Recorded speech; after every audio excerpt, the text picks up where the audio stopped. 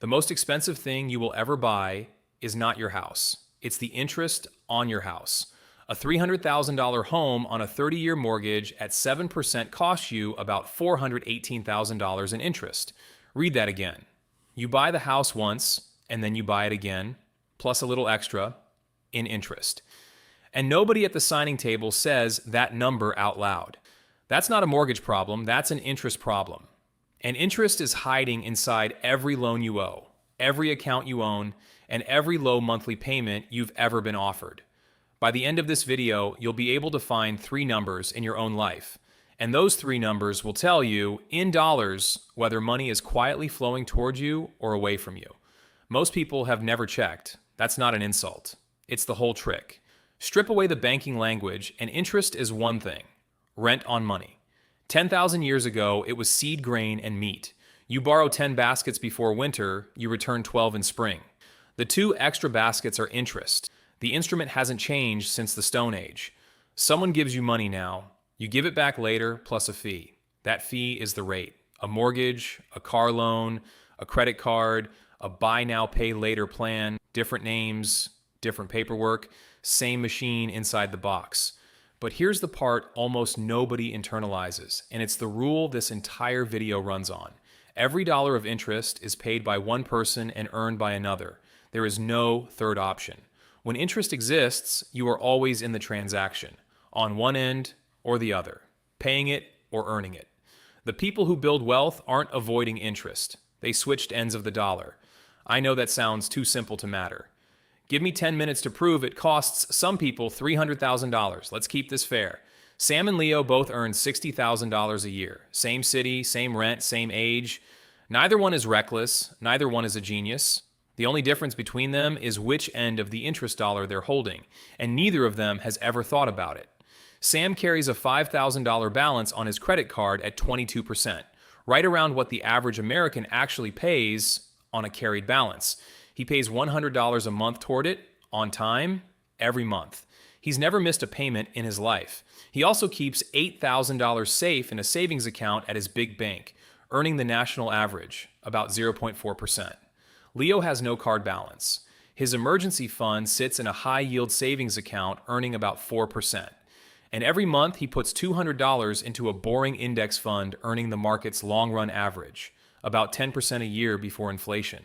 On day one, their lives look identical. Same job, same street, same phone. If you met them at a barbecue, you could not tell them apart. Interest can. Interest already knows exactly who's who. Interest doesn't add. It compounds. It earns interest on its own interest, which means it doesn't grow in a straight line. It grows in a curve. Slow, slow, slow. Then vertical. There's a caveman simple way to measure that curve. It's called the rule of 72. Divide 72 by the interest rate, and you get roughly how many years it takes money to double. Now run it on our 2 guys. Leo's index fund at 10%. 72 divided by 10. His money doubles about every 7 years. Sam's credit card at 22%. 72 divided by 22. The debt doubles roughly every 3.3 years. Left alone, 5,000 becomes 10,000 before his phone contract ends. 20,000 before his car is paid off, 40,000 in a decade. And Sam's big bank savings account at 0.4%, 72 divided by 0.4 is 180 years. Sam's money doubles once every 180 years. His great-great-great-grandchildren will see it double. He won't. You've probably heard the famous Einstein quote, "Compound interest is the 8th wonder of the world." Here's some honesty you won't get from most finance channels. There's no evidence Einstein ever said it. The quote is fake. The math doesn't care. It's true anyway.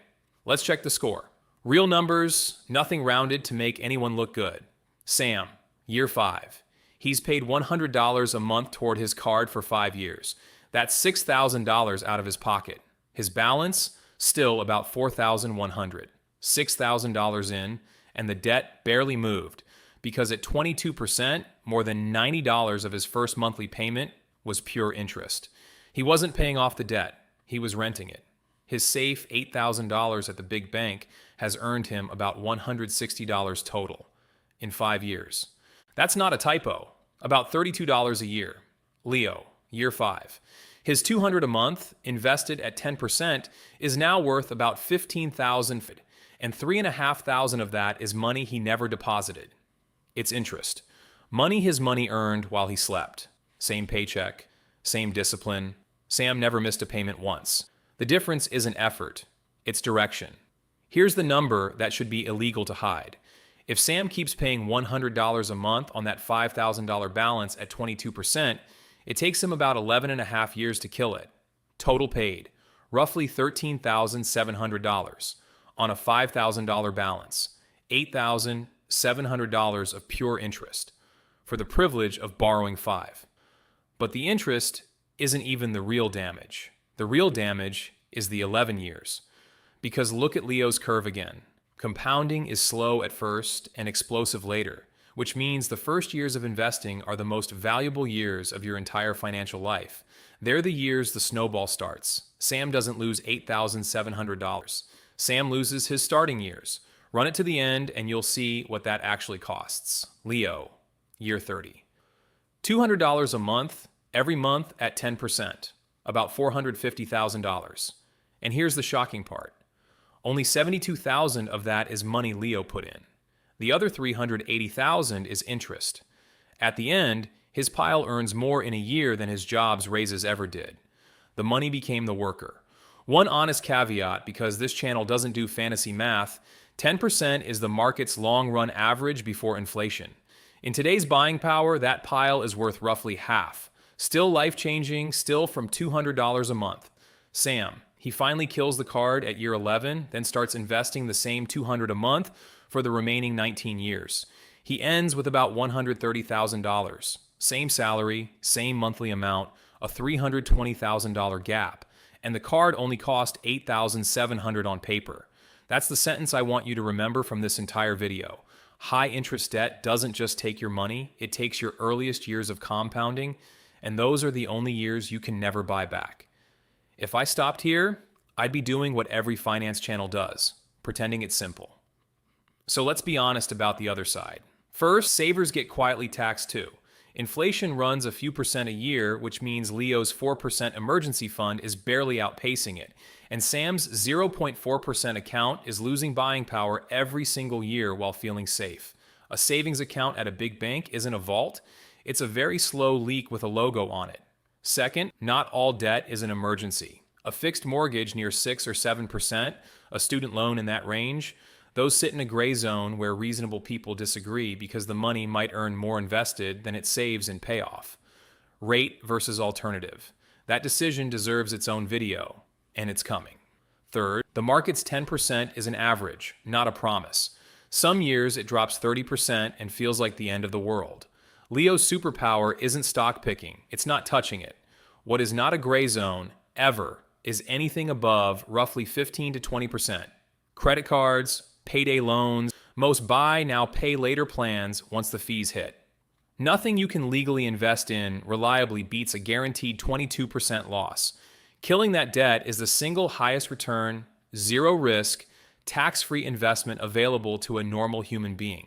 Sam had the best investment of his life sitting in his own mailbox, disguised as a minimum payment. So here's the caveman, simple homework. 3 numbers, 10 minutes. No spreadsheet. Number 1, the highest rate you pay. Pull up every debt you have and read the rate off the statement. Card, car, phone plan, buy now, pay later. Circle the biggest one.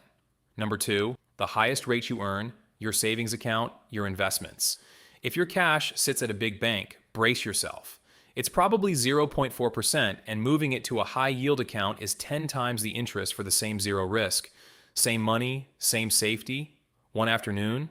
Number 3, the gap. Subtract. If you're paying 22% and earning 0.4, money is flowing away from you at over 21% a year. And no raise, no side hustle, no budgeting app outruns that current.